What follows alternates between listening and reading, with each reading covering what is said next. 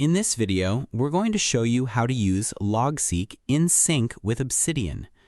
Both Logseq and Obsidian are powerful knowledge management tools that help users organize notes, connect ideas, and manage information efficiently. Many users choose to use both applications together because each offers unique features that can complement different workflows. However, managing notes across two applications can seem complicated at first. Users often wonder how to keep their information accessible in both tools without creating duplicate files or maintaining separate note collections. The good news is that both Logseq and Obsidian work with local markdown files, making it possible to access the same notes from both applications. By the end of this video, you'll learn a simple method for using Logseq and Obsidian together while keeping your notes synchronized. So let's get started.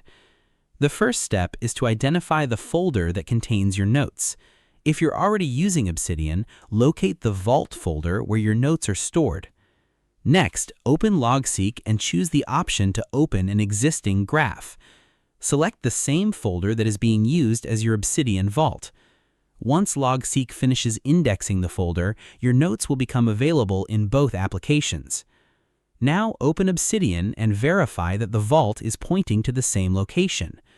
At this point, both applications are working with the same markdown files. Any note created in one application will also be available in the other. Next, test the setup by creating a new note. Create the note in either Logseq or Obsidian, and then check whether it appears in the other application. You should see the note automatically because both tools are accessing the same files. Keep in mind that certain features may be unique to each platform. For example, some plugins, formatting options, or advanced features may behave differently between Logseq and Obsidian. When using both applications together, it's a good idea to maintain consistent note structures and naming conventions. This helps ensure compatibility and makes navigation easier regardless of which application you're using.